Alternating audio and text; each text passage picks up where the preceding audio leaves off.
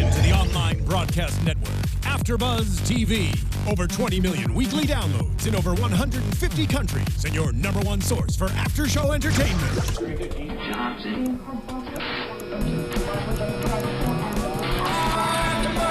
AfterBuzz TV, the destination for TV superfans. Producing after-shows for over 300 of your favorite TV shows. Interviewing celebrities and showrunners. And bringing you behind-the-scenes exclusives. All thanks to E! Entertainment's Maria Menounos, producer Kevin Undergaro, and internet leader Akamai. Now, let the buzz begin! Welcome, ladies and gentlemen, to another... It's like, wah, wah, wah. This is one of the most famous songs in Western history. I love you, Phil. You had me at hello. It's called Man with a Harmonica. It's from Once Upon a Time in the West. And therefore, you would have no sense that we're doing the Prisoner After Show here on AfterBuzz TV for Throwback Thursday. Oh, yeah. Welcome, ladies and gentlemen. We have Steph Z. Hey, guys. How's it going? And we have Meredith Placco. Hey, what's up? And they can be found on Twitter at IamStephZ and MPlacco until she decides to change that. I keep threatening and I never do. Also, this music is super somber. Well, welcome to Phil's life. I'm just kidding. Oh, it's already started. So nice I know today. You look real cute. You got a nice It's very reading. very cowboyish. Yeah, See, it this is is. where the music goes dark. I should have worn my freaking holster. I should have worn my cowboy boots. All and my right. hat. We're and my hinting at it. sheriff pin. Hope you know what we're talking about. We're talking Living in Harmony because that's the episode and everything's all about the Western. This episode throws everything on its head. Yes. Sideways, front ways, back ways, whatever ways you want to throw it. The Wild Wild West, man. That's it. That's it. That is indeed. So let's start with overall impressions because Steph Z's texting to me. I gave her the premise. I said this is going to be different. Don't be alarmed. Yeah, you didn't respond to my text last night. My feelings were a little hurt. That's okay. I didn't want to respond because I wanted you to just get through it. I know. Just I got to through suffer. it. I have mixed feelings about this. I'm a fan of the show, The Prisoner, a lot. This episode, Living in Harmony, I mean, it was cool. Like, it was interesting watching it, but it wasn't as interesting as a lot of the other episodes where you had to figure out, and I'm trying to connect numbers, and I'm trying to figure out who's got what, who knows what. Like, it was very, very clear, I think very early, that this was some type of mind-altering something. There was a very apparent number two in the Western world. There was a very apparent woman that was trying to coerce him into giving information. There was, the villain redhead guy who, you know what I mean? Like, it Always was the very... There was always the... it was very much textbook... Textbook prisoner. It was textbook generic prisoner, but with a horse. With a horse. With a horse. Man. All right, Meredith, what about you? It definitely deviates from previous episodes. It is grounded in the same tropes we've come to expect The Prisoner. I would definitely say this was an allegory of an episode. It is one of the harder ones to sit through, though, not because it takes you out of the village and puts you in a 100-year-old village. Just the pacing was off. The stuff with the kid, the evil redhead kid, him being mute felt a little awkward. Mm-hmm. He was only mute until he wasn't. Yeah, until he wasn't. There was really no reason for that. It wasn't like a really cool stylistic choice like they did with one of the previous episodes where we didn't have any speaking except for other languages for the first 15 minutes. So, it was just a harder episode to stomach. But in many ways it was a very textbook episode, and it didn't really bring anything new to the table other than, and I'm sure we'll get into this later, but number 6 mentions how he's going to be moving along because he has another job offer, which is an interesting thing to note because we never, is that actually something as to why he resigned? I also, to add to that, there was a couple points where I thought that they were hinting at the resignation as well.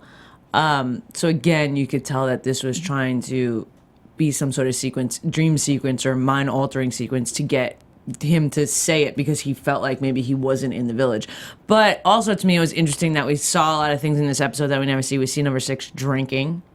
We see him caring about a woman. Yeah. And we see a kid.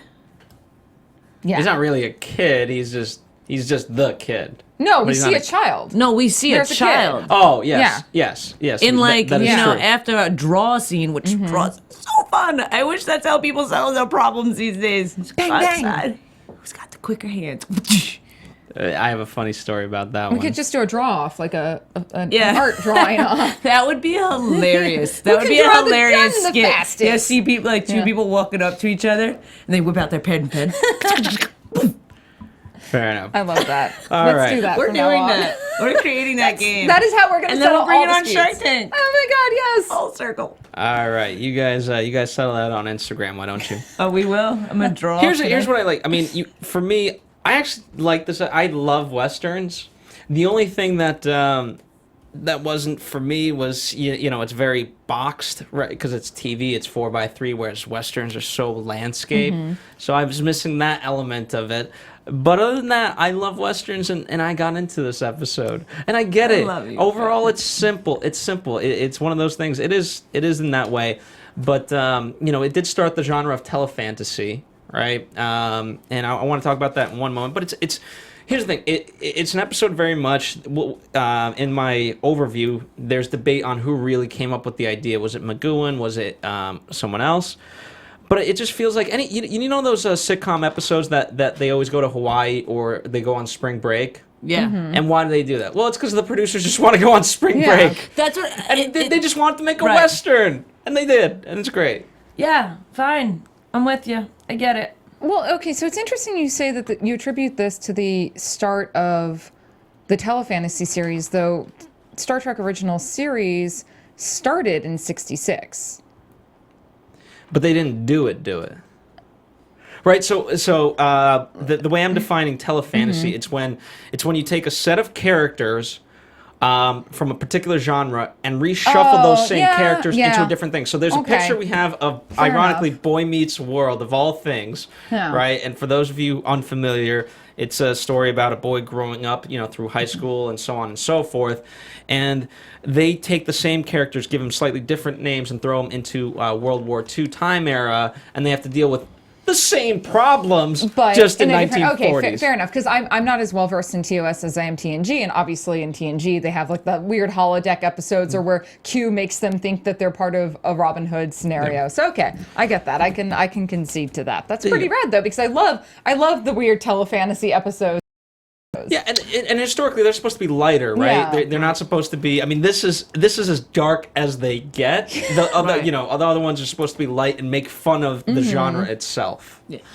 Sorry, I was looking for a note while you guys were talking about that I wrote last night because I couldn't remember exactly. But also to add to your point earlier about his resignation and stuff, like when he was saying what were the reasons, number 6, he said when number 2 is saying to number 6, what were the reasons for your resignation? And he was like, my reasons. He made it sound to me that he was forced to resign. Did anybody else catch that? Well, he wasn't forced to resign in the episode. He very much forcefully was like, "Here you go, Yeah. I'm out." No, I mean that he was forced to resign.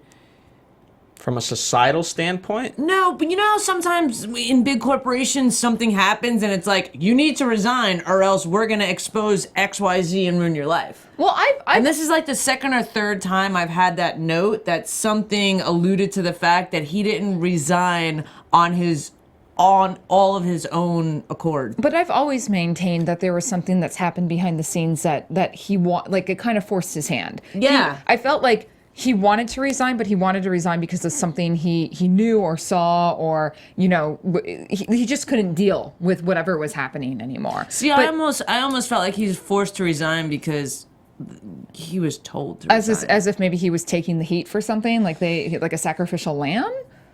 Either that or you know how you know, it's like, you know, a big corporation, say if there's something that goes against company policy or whatever, and they say, okay, we're either going to fire you or you need to resign tomorrow, because if we fire you, then we're gonna have to go to X, Y, Z, and it's gonna come out all this other stuff that you don't want to I think come it's more so. I think it's more so from the standpoint of they changed. I think you're right. They changed company policy, but it's like, okay, from now, I'm going to take it to an extreme, right? Yeah. From now on, we're killing all kids, and he's like, well, I don't want to kill kids. He just takes it there.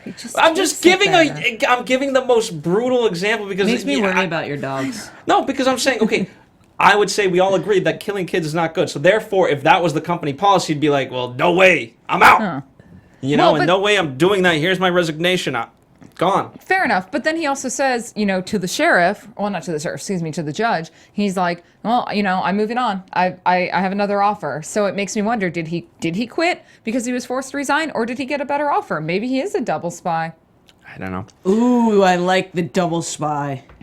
Well, let's take it back. By the way, for Steph Z and all the other fans who are kind of with us for the first time, the last 3 episodes, get ready. Get ready. Even crazier than this? Yeah. We've this is it. This is the beginning of The end. We're there. Whoa, dude. Yeah. So we talked about how this was the kind of the beginning of telefantasy. It defied the spy genre very much. So ITV, because of how different it was, ITV fought to get an opening title into it, but McGoohan, he just literally did not want it, and behind his back they just put it in. So at the top of the show, for those of you who were watching, we always put up the title slate. And in Living Harmony we did, and that was that, because they did it behind his back. He was so mad. He didn't even because he didn't want people to know that they were watching The Prisoner, right? He was trying to actually trick viewers. Exactly. McGoohan, he's so so sadistic. good. You're so good. Is that good, though? It's art house. I mean, what totally. he's doing is something. I mean, and you can. But it's like, in the same sense, it's like if you're a fan of a show and you tune in every week or whatever for this show, and you're like all set, you got your food ready, you got your popcorn ready, whatever, you're ready to watch a show, and then you see something else, you might be like, oh man, did I mess up? But Like, everything about The Prisoner has been McGoohan's commentary and subverting what people knew at the time. I mean, in so many ways, like, I could argue that The Prisoner, ranks up there with some of the really great art videos of the 60s and 70s where performance pieces and just, real mind trips where people tried to get you to think outside the box. And he managed to do this on a network level. It was airing. I agree, but I just don't know why one would do that. Because even walking away from this episode, we're not all being like, "Oh my God, this was brilliant! I didn't even realize I was watching it." And then the underlying subliminal message was rad. But not all art is brilliant. Not all art is going to be enjoyed. Here's the thing, right? I mean, go back to the idea. You were shocked from the right? I mean, you weren't expecting this. Were you expecting this? No. Then he did his job, right? And so, I mean, and this was a byproduct of it. Because of how violent it was, they had to move it to the 10 o'clock slot in England. So people were really confused. Yeah. So you got your popcorn ready at 9 p.m. or whatever. And you're like, what in the what? And no prisoner. And then you're ready to go to bed, and you see McGoohan on a Western. You're like, what? He made it in America. Which actually is kind of, in a way, cool that would never fly now, because people would be so worried about ratings and we're going to lose numbers for that day and blah, blah. So that's I think why maybe I'm trained to think in that way. Like, it doesn't make sense. Like, people aren't going to know where to find it. But it wasn't about the system so much back then. So yeah, it was about creating something that was outside of the system. Fine, it was a good idea. It was an entertaining Western. I'm not disagreeing with the fact that it was an entertaining Western. I'm just signed up for Prisoner. Yeah, when you look at it in the overarching episode list of The Prisoner, like the show itself, the episode itself was a good episode. It fits a little oddly into the series, mainly because, and I could have accepted, and I'm going to just jump to the end here, I could have accepted everything until the very, very end where they go back to the town. And I don't want to say anything to spoil it, but it was what happened there that broke it for me. Spoil. Well, I mean, obviously, we're going to talk about the episode, so we're going to spoil. But a couple of things. Number one, I do want to talk about in the U.S., they banned it for a long time because of how violent it was. Wow. This episode. Man, we are so desensitized. I was gonna say, I actually was sitting there. One of my notes is actually to the effect of how they don't show anything. Mm-hmm. It's like, even when the guy, Kathy's brother is getting hung, which was crazy, like that they put him on a horse and they put his head in a noose and then horse, get out of here, giddy up. But you don't see it. Yeah. Like, you didn't see any of the violence. There was no blood. Here's the thing. Well, on his hand, on his cheek, fine. But besides that, there was no real... Here's the thing, right? There was death. There was just no violence to me. Because I do want to get to the episode, and I know we're very pressed for time. Thanks to you, Steph C. So viewers... thanks to me? I think it's more thanks to Meredith. Oh, why? Because she's the redhead? Anyway, no, the point being, here's the thing, right? That was what they said is because due to the violence. Mm-hmm. But I think what they were ultimately saying... I mean, this is very much a Western... How American is the Western, right? And so it's directly commentating on that. And so I think because of the messages involved that we're going to get into, they didn't want that, right? And before we fully dive in, again, in terms of taking credit for the story, there's a lot of people, McGoohan always wanted to make a Western. Mm-hmm. Some say McGoohan and Tomlin sought ideas. So Ian Rakoff, who has a very good book, and you can read a lot of this stuff there, he attributes it to it because and it has a lot of his feelings towards Vietnam and the South African apartheid. Not get the apartheid from this episode. Well, that's interesting. He says it's in there, so check it out. Did you get it? I mean, I got a commentary on violence and nonviolence and community, and so we'll obviously talk about that. But apartheid specifically, no. I mean, I think the roots of apartheid in terms of violence are there, and Grace. I guess it's just that's one of the cultural differences, and also the time it not being the '60s for us. So yeah, interesting. And one last bit of fact before we get into everything. Actually, two. I'm sorry. People said this was one of the toughest shoots. They said it took 5 weeks to film, although production-wise it only took 10, so it wasn't that crazy. 10 days. 10 days. And Alexis Canner, he shared a dressing room with a leopard from 2001, A Space Odyssey, from the sequence The Dawn of Man. So there's the leopard right there that he shared a room with. Hanging out, like, you and the leopard get the green room. It's cool, man. That's all right. I've suppressed you guys enough. Find that film? Let's get into it.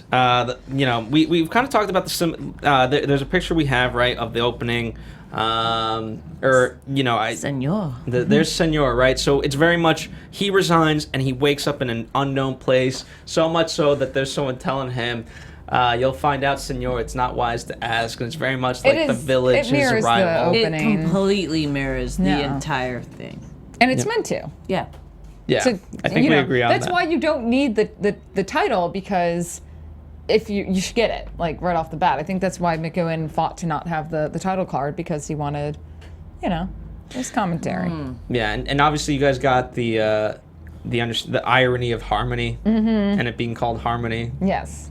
That nothing is in harmony there. Nothing's harmonious at all whatsoever. Well, especially with That'd all be like the violence. Us all singing together. Yeah. From the get-go, there's no harmony in that town at all. Right. Because you wouldn't, if there was harmony, you wouldn't have to kill someone. This is true. Well, I won't go there yet. Okay. So, for me, I have a very good definition of a Western as I've defined it. But, I think part of to understand this episode, we have to define what is a Western, right? And so for you guys, what is a Western? And what obviously there's the classic ones, but the genre conventions. There's usually a sheriff, there's usually a bad guy, there's usually someone in trouble, generally a lady or a town or both, and there's usually guns and a shootout and horses. That's a Western. Steph, anything to add? Or I would trim it down to whiskey, guns, and horses. There you go. And girls, but there's always a brothel. Come on. There's always whiskey, guns, girls, and horses. There we go. Whiskey, guns, and girls. I like that. That's a good band That's like a name. song. Yeah. We're gonna make a harmonious song called Whiskey, Guns, and Girls. Excellent. Excellent. I'm in, as long as I'm backup, not lead. We will be singing to that to you next week. So for me, a lot of people, in terms of the critical analysis, they write that this is not a historical Western, but a filmic Western, right? So taking classics like in terms of number 6, people attribute him to Clint Eastwood, The Man with No Name, right? So I mean, just even look at if you look at that picture versus like what McGoohan was, not 100% similar. Oh, look at him! But though. I know. That's a man. Sorry, I love Clint Eastwood and I love Westerns. What can I say? I grew up watching this. I grew up watching Westerns. I agree. All of a sudden, I have the Bonanza song in my head. Sorry. See, they're classic. I know, catchy, dude. yeah. They're totally classic. They're just not The Prisoner. Well, have you guys, in terms of kind of allegorical and how, in terms of methodology, Once Upon a Time in the West is attributed to this, or High Noon, where there's politics involved, and there's, the pacing. Yeah, the reluctant sheriff. Yeah, 100%. Yeah. So check those out if you haven't seen Politics them. is always involved in a Western, too. Yeah, a lot of times. So. Doesn't sound as good as politics. Whiskey Girls and Guns, but No. But they're all there. It's all. I know. Yeah, it's all in there. But the politics is there, so that way the main guy who doesn't want to work has the whiskey, guns, and girls. Yeah. Yeah. That's ultimately what they want. Yeah. In terms of what they want the prisoner here, they want him to be a sheriff in Harmony. Steph, you've already kind of spoken about this, but in terms of that as the plot element. Well, I mean, are we trying to say that they want him to run the village with that statement? I mean, I don't know that that's really what they want. I think they want him to subvert. Definitely want him to subvert, but not be the sheriff. Well, but I guess again, it was like even when he became the sheriff, it was that he wasn't in full control. Very similar to when they wanted him to be number 2. Yeah, that's what I mean. I don't think. Well, but it was like they wanted him. Yeah, very similar. They wanted him to be number 2, but then they didn't. Like as they a figure, did only as in a name figurehead, only. Yeah. which kind of is what politics are today. Just saying. I mean, We'll talk more about that on our next show. Yeah. I think there's very much they very much made a statement that the village can happen at any point in time, even space and whatever, and it does have similarities. Just even from a production standpoint, right? The jail cell has kind of random stuff and posters, much like the village would, and then the kangaroo court. We've seen that similar to Dance of the Dead, and then the hostility of the town folk is very similar to Change of Mind that we just did recently. So all these elements are there that we've seen. Again, we've seen them in the past now, just in a different new light. And I don't know, maybe the idea was to open up our minds that this is everywhere and it's not just in the village, and a slow process to make you have to learn this fact. Right. And I guess Steph C is just a quicker learner than the rest of us. Sorry. I don't know. Happens. Ah, man. Let's talk about the kid. The kid. The kid. There's 3 levels that I view the kid as. Which kid are you talking about? The creep kid? The redhead. Or the kid? Okay. The redhead kid. Yeah. Not the child that No, we the see in the creeper. NC. Yeah, the creeper. Yeah. That kid right there. Creeper! Did not like him. I want at to punch him in the all. face. He Ugh. reminded me of a creepy clown. Yeah, he did. He did. And I Oh. like clowns. And that wasn't on my analysis, but there you go. We could call him authority, death, infantilism, and creepy clown. He didn't remind me of authority at all because he didn't No. really have any. He Well, seemed the like top someone hat who meant it. Yeah, but Yeah. he seemed like he was always struggling. Well, but even in that, even when he was like the jail keeper, whatever you call that person, like the crypt keeper, but he was so dumb. Yeah, he seemed like Like someone. he got played. Like I wouldn't think of him as authoritative. I would think of him as a schmuck. Well, he's somebody who wants authority and wants the respect that comes with it, but fights like a screaming child having a temper tantrum to get it. Here's one of the reasons why I think ultimately they partly pulled it off. This was one of the reasons the U.S. disliked it because of the similarities to Harpo Marx. There's a photo we have of Harpo Marx, and it's very much that. Harpo is always trying to get at something, but he can't, and he's a mute. He's unable to talk, and so when you put Harpo Marx in this position of guarding a jail cell and having some authority, yeah, it's making fun of the situation, and it is very much clown-like. Yeah. So He's a creepy clown. did you? Okay. He did originally have lines in the script. You want to do a line reading? You want to be the kid or number 6? Wait, you have this? Yeah. Look, Yes, right if there. you read your rundown. I didn't read my rundown. Do you want to be 6 or you want to be the kid? I want to be the creeper, but I don't see where are we looking? Right there at the top. Okay. All right, so Let's you're gonna do be that the in your kid. best Hollywood voice. Maybe you don't know who I am. I'm the kid. And then the next one. I'm the best. I'm the fastest. You're certainly the loudest. Don't you know who I am? I mean, come on. That's what he's saying. Oh. Yeah, I Hate mean, him. yeah, I mean, I'm actually, that was a very good choice that they didn't say that, because I probably would have laughed. I would have been like, are you, like, it Yeah. would have been so comical. And you know when you watch stuff and you laugh and it's not intended to be funny, it's just so terrible. Yeah. That and that probably, I would have been like, oh my god, he was the worst, and then he freaking spoke. Yeah. That would have what I've been saying. here's the thing: you don't think that he was meant to be, that it was meant to be comical. I mean, the line "You're certainly the loudest." That's a punchline. Well, that's comical. I think number 6's response was great, and in vein of number 6, it's just up until that point we haven't. No, I feel like that's meant to be sarcastic, not comical. Which could be both. Which could be Okay, both, but yeah. it's not like a hee. It's like a, whoa, he just said that. No? No, That might I don't be- think so. Could be fine. I don't know. It depends on, but I do like the fact that they pulled out a lot of his lines from the original script, and they made him very much mute up until the end when he dies.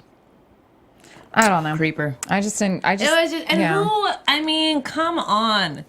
Who kills himself off of like there was like 10 stairs. I mean, he could have at least So broken weak. a neck. It was I don't- weak. Yeah, It was weak. Okay, well, okay, and this is where I had the biggest issue with this episode.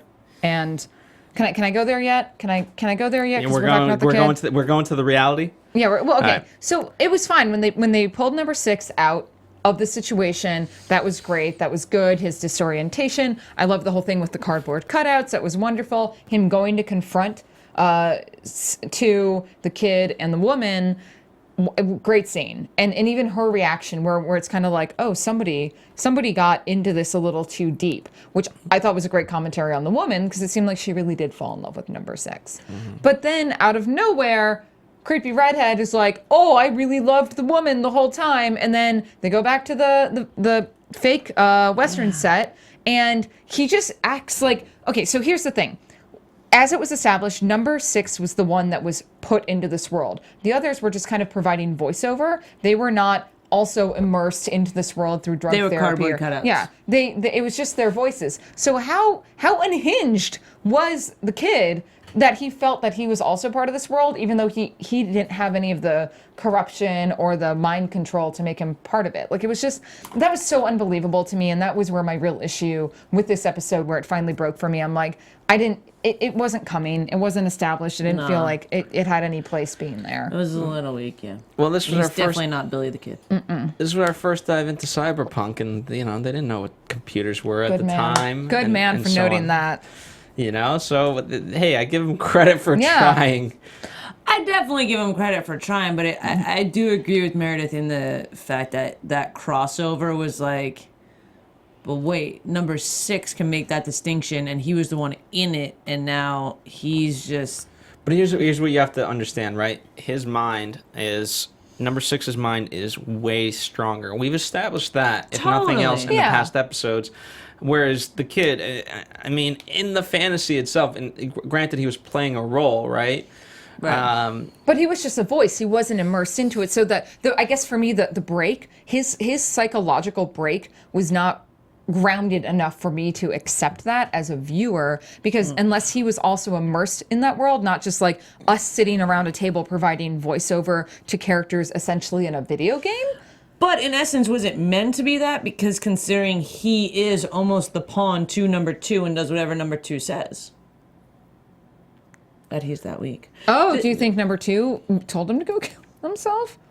I don't know. Yeah. I'm just saying Alright. number 2 kind of it's there's always someone that number 2 plays on to go do the dirty work. Yeah, but just the The way weaker person. Just the way when number 2 walked in and he saw Kathy and the kid dead, and the way McGoohan number 6 just walked out like this is your fault. This is you've reaped reap what you've sown, and just that like that moment right there was really strong. I really liked that because while there were no words exchanged, there was so much weight and emotion put on that one little bit. Number 2 did say to the kid, I told you just to scare her, not kill her, but that was before, but maybe he's just following an order. I don't know. Weird. It was weird. Yeah. It just got a little weird. The thing that No, I'm done. Go ahead.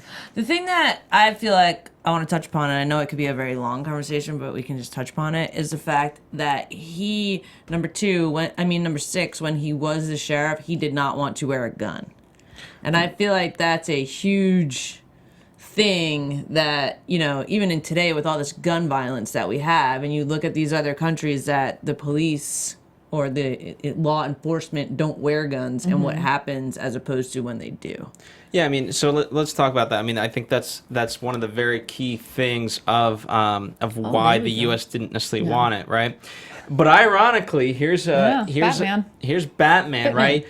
So iconic of the U.S. And Alexa, since you're closer, do you want to read what it says, what Batman is saying in this comic? Sure.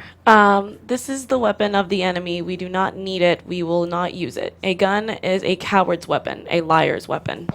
Ooh. That's right. So McGoohan in number 6, he doesn't take a gun. He takes the badge because it's a symbol of respect, and he can go about and do it in that way. But then eventually, as he becomes corrupted by the system, and it leads to Kathy's death, that's when he swaps out, and he no longer wants respect and authority. He's just lawless. Well, see, I read that different. I don't think he succumbed to the system and then wanted to go fight guns with guns. I feel like it's, and it's almost the unspoken rule for me in a way too. It's like, I would never use violence towards someone unless you hurt someone I love. Like, that's the line you cross. You know what I mean? Like, there's been situations, throughout high school, like, you see fights, you see this. Like, I'm always the person to jump in and, like, diffuse the situation or talk people out of it. But once someone crosses that line and... But, okay, so let me ask you this. So, in terms of the badge, then, so what you're saying, you're stepping outside. You are very knowingly taking an action that from the law perspective is not correct. Yeah. Yes. So I don't know that he succumbed to everyone else's opinion of the law. He was just like, all right, this, like, you guys stepped over the line. I'm going to put this aside and I'm going to go take care of business because you don't hurt people that I care about. I have a question. What led McGoohan to finally allow that? Because he's been so, up until this point, no drinking, no womanizing, no violence. Why did this episode... He, as an actor and writer and director of the series, chose to break those rules he has set. Because you need whiskey and girls and guns in a Western. You can't do a Western without whiskey. You can't. Just can't. Part of it you can't, right? But obviously by choosing not to take the gun at the beginning, he certainly did. You know what? I think it's certainly a good question. I will read more into it. Part of why I don't want to answer that yet is because I know it's coming up, and unfortunately, there's violence. Yeah, so I mean, I know things change from this point, but I think don't be leading me. We're not going to say too much. Something. Don't walk me down the road. I'm just going to say, I just thought it's interesting that they chose this now, and I guess too, back into the continuity. I believe from this point forward, these were all filmed in sequence. Yes. So, but I was just posing that out there for Steph and the audience. So. All right, we'll see. Yeah, check it out, and that's a question. Whether you've seen the series or watching it kind of for the first time as we go with it. Yeah, take note of because it's gonna get interesting. Sweet. And lines will be drawn, so to speak. Stop it. Draw your gun. That's right. I would so beat either of you in a draw. Speaking of that, again, I know we're kind of jumping all over the place, but obviously the point we're at is, he gets his gun, he takes away, and I don't know if you get to see you've been married with your gun, and it says bang bang. McGoohan versus Alexis. Alexis says he's actually fast. Yes, Not you, Alexis. Not our engineers- amazing engineer. Alexis claims to this day that he was faster than Patrick McGoohan, and that if you really slow down the footage, that in what was actually shot, he draws his gun first. Oh man, those are some fighting words right there. Those are, but here's the thing, right? Take if you watch Unforgiven, it's not about how quick you are; it's about quickness and accuracy. And steadiness. Yeah. And so he could have missed completely. So it's a matter of how steady you can be. That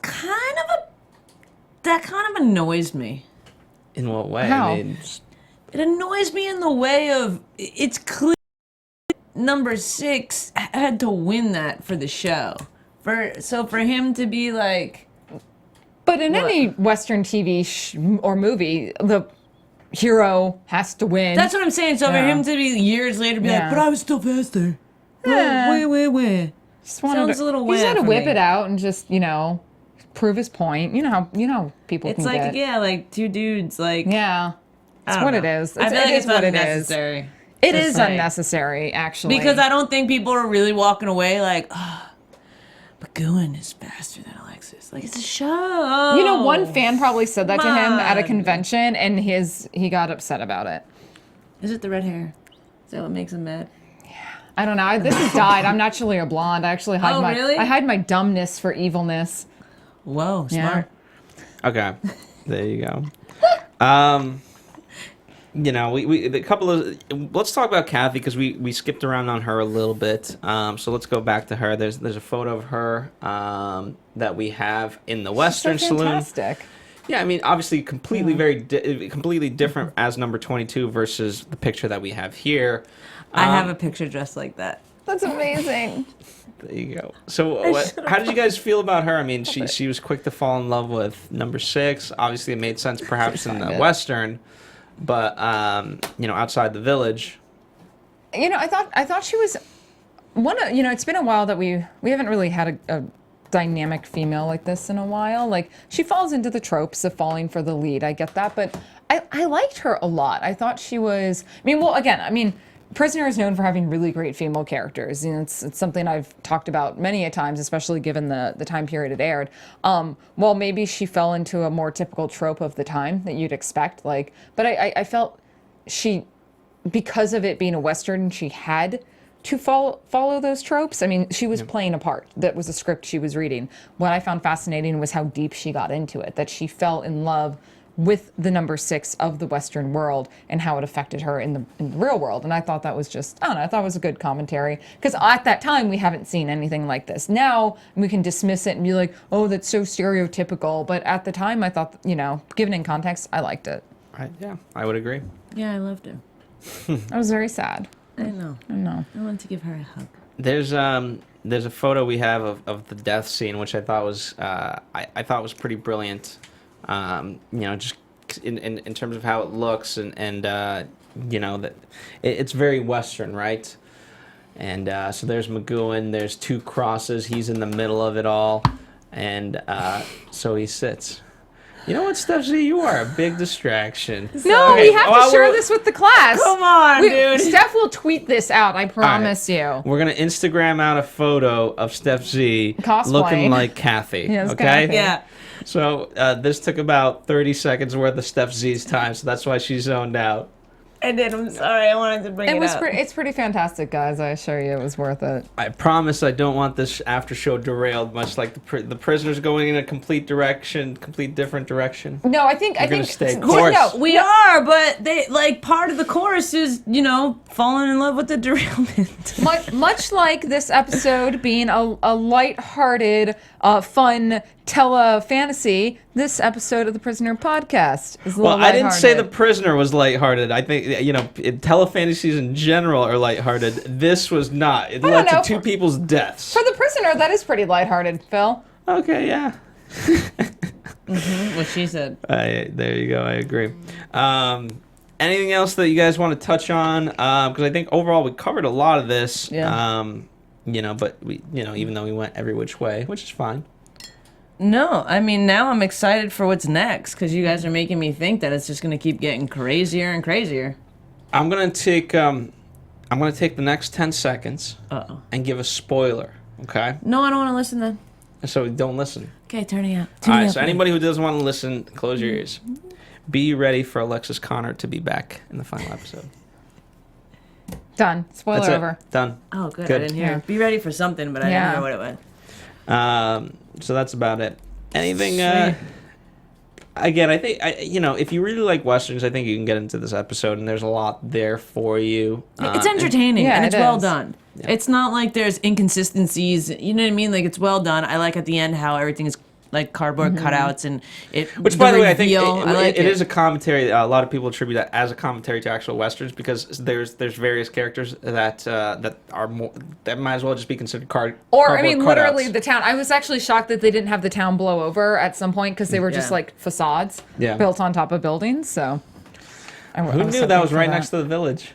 I Right know. next thing. It makes me wonder what other little fantasy worlds, like they probably have like an old English castle and, different little like things that they can put people in. We'll see next April when we go.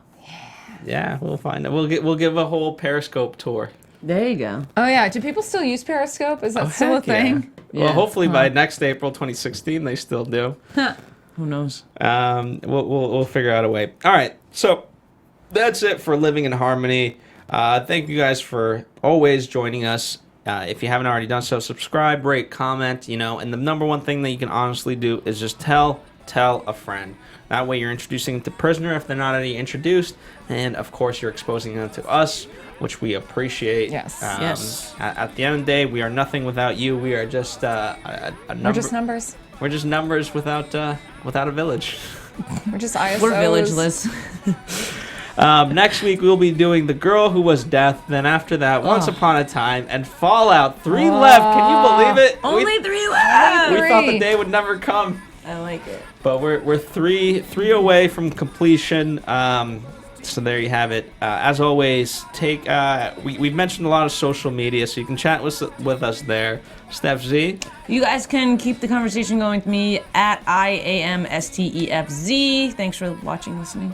And you can find me at mplaco. I need a cool, catchy thing. Conversation going with Steph Z. That's so good. And keep on being individuals. Everyone out there, you guys are all my number 6s. I Why love are you laughing? I love you, Nothing. Phil. Just, I do. I love you. We'll see you guys next week. Be See seeing you. you. From executive producers Maria Menounos, Kevin Undergaro, Phil Svitek, and the entire AfterBuzz TV staff, we would like to thank you for listening to the AfterBuzz TV network. To watch or listen to other after shows and post comments or questions, be sure to visit AfterBuzzTV.com. I'm Sir Richard Wentworth, and this has been a presentation of AfterBuzz TV. Buzz you later. The views expressed herein are those of the hosts only and do not necessarily reflect the views of AfterBuzz TV or its owners or principals.